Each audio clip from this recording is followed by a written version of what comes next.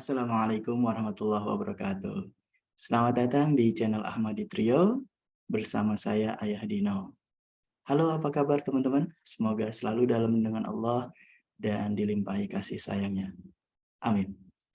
Kembali di segmen Human Capital edisi ke-8, kita akan membahas satu tema yang menarik, yaitu tentang menjaga semangat. Saya sarikan dari dua narasumber. Yang pertama dari Kakek Jamil Azaini dan yang kedua dari Muhammad Mediantara Classroom. Kita simak dulu audio dari Kakek Jamil Azaini. Seperti roda, kadang di atas, kadang di bawah, demikian pula semangat dan gairah manusia. Pendengar, apa kata Jamil Azaini tentang menjaga semangat? Para pendengar yang budiman, kadang-kadang semangat naik, kadang-kadang turun. Itu manusiawi. Namun, bagaimana saya caranya menjaga agar semangat tetap naik, terus tumbuh, bahkan terus naik? Untuk menjaga ini, saya teringat cerita dari dosen saya ketika saya masih kuliah di IPB dulu. Dia bertanya kepada kami semua, orang Jepang paling suka makan apa? Maka kami mengatakan ikan. Iya, karena orang Jepang itu mania ikan, lama-lama persediaan ikan di sekitar laut Jepang menipis. Maka kemudian para nelayan itu kalau menangkap ikan dia harus pergi ke tengah laut. Dan begitu lama dia menangkap ikan di tengah laut, membutuhkan waktu kurang lebih 2 minggu. Maka setelah 2 minggu dia balik ke darat. Dan pertanyaan berikutnya, apakah ikan yang dibawa oleh nelayan itu laku dijual? Ternyata tidak, para pendengar. Kenapa? Karena ikan itu sudah bau. Ikan itu sudah mati. Maka para nelayan Jepang berpikir bagaimana caranya supaya ikan ini tidak bau, tidak mati. Maka para nelayan Jepang itu membuat freezer pendingin di dalam kapal. Ikan yang ditangkap masukkan ke freezer, ikan yang ditangkap masukkan ke freezer, ikan yang ditangkap masukkan ke freezer. Dan setelah 2 minggu dibawa ke darat dijual. Laku? Ternyata tidak, saudara-saudara. Kenapa? Karena orang Jepang tidak suka ikan yang sudah dibekukan. Maka para nelayan Jepang ini kemudian berpikir bagaimana caranya supaya ikan ini tetap hidup. Maka kemudian freezernya dibuang dan diganti dengan kolam. Ikan yang ditangkap masukkan ke dalam kolam di kapal itu. Ikan yang ditangkap masukkan ke dalam kolam. Ikan yang ditangkap masukkan ke dalam kolam. Ikannya terus bergerak, tapi karena memerlukan waktu kurang lebih 2 minggu, lama-lama ikan itu malas bergerak. Dan begitu ia malas bergerak, maka makin hari makin loyo, lemes. Dan setelah lemes, loyo, dibawa ke darat, dijual. Laku? Laku, tetapi harganya murah. Maka para nelayan Jepang berpikir bagaimana caranya supaya ikan ini tidak murah. Kenapa? Karena ternyata orang Jepang tidak suka ikan yang malas. Maka kemudian para nelayan Jepang berpikir bagaimana caranya supaya ikan ini terus bergerak. Akhirnya kolamnya dibiarkan ada di dalam kapal. Ikan yang ditangkap masukkan ke dalam kapal. Ikan yang ditangkap masukkan ke dalam kapal. Ikan yang ditangkap masukkan ke dalam kapal. Dan begitu ikan itu bergerak dan terus bergerak dan akhirnya mulai malas, maka nelayan itu melepaskan hiu kecil di dalam kolam itu. Melihat ada ikan hiu kecil di dalam kolam itu, maka ikan-ikan yang di dalam kolam itu panik dan ia berlari ke sana kemari, terus berlari. Dan setelah 2 minggu, ikan itu dibawa ke darat, dijual. Laku? Laku, para pendengar sekalian. Dan harganya mahal. Kenapa? Karena ikan itu terus bergerak, terus lari ke sana kemari. Maka kalau Anda harganya ingin mahal, teruslah bergerak, teruslah berkarya. Pelajaran apa yang bisa kita ambil dari pelajaran ini? Pelajarannya adalah kalau kita ingin terus bergerak, kalau kita ingin terus semangat, maka undanglah hiu-hiu kecil di dalam hidup Anda.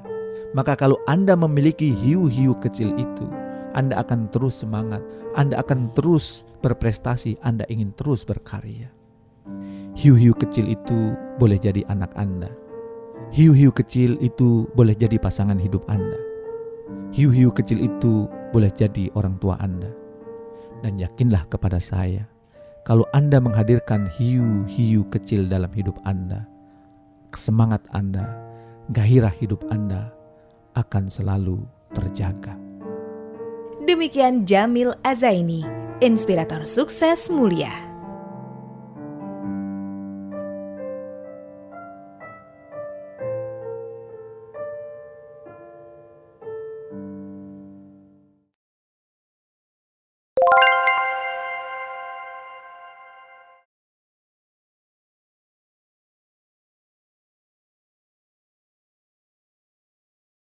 Menarik sekali ya teman-teman. Bagaimana bangsa Jepang yang gemar ikan segar membuat teknologi sederhana supaya ikan hasil tangkapan tetap segar, yaitu dengan menaruh hiu-hiu kecil di dalam tangki penyimpanan ikan, sehingga ikan-ikan tersebut selalu bergerak, selalu bertumbuh, dan bisa dijual dalam keadaan segar. Baik, berikutnya kalau tadi kita membahas hal-hal yang sifatnya auditori, kita coba pendekatan yang lebih visual dari konsep Muhammad Mediantara Classroom atau MMCR. Ya, di awal training, Babe Mehmet memberikan sejumlah majalah bekas ditaruh di lantai, kemudian menyediakan sejumlah gunting dan lem kertas. Lalu, Babe Mehmet memberikan instruksi, silahkan lihat gambar yang ada di dalam majalah bekas ini. Nggak usah pakai mikir gunting yang kamu suka. Kemudian, Babe Mehmet memberikan frame yang disebut dengan frame of dream. Lalu kita, para peserta, diminta menempelkan gambar impian yang tadi kita sudah gunting ke dalam frame tersebut untuk nantinya dipajang di tempat yang sering kita lihat.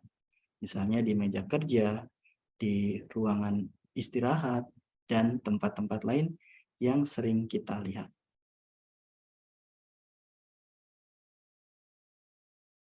Ya, Babe Mehmet punya konsep training yang sederhana sekali. Bagaimana membangun atau menjaga level motivasi di level yang tinggi. Beliau banyak bercerita kehidupan pribadinya sejak bekerja di sebuah bank, kemudian masih mengontrak. Satu waktu beliau di tengah malam yang gerimis diusir di pemilik kontrakan karena sudah menunggak bayar. Ini adalah gambar beliau di tahun 2001 sampai 2003.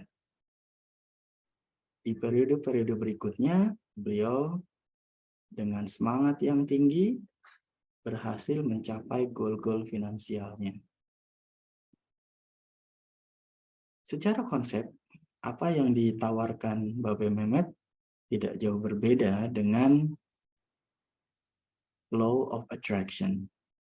Dulu, tahun 2000-an, ada satu film, dilengkapi juga dengan buku dari Rhonda Byrne, berisi sebuah teori tentang Law of Attraction dengan judul The Secret.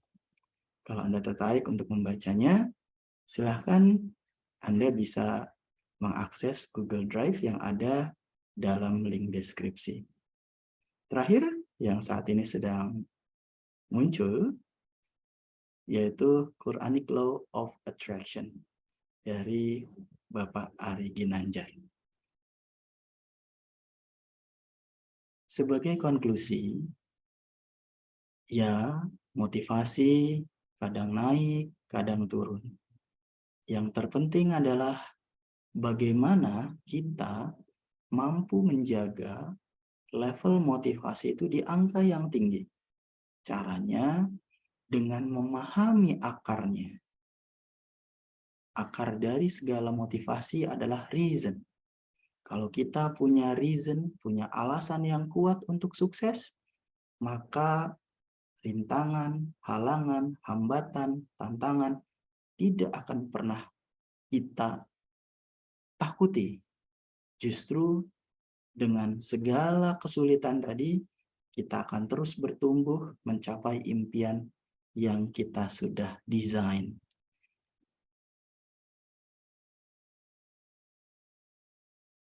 Terima kasih dan mohon maaf.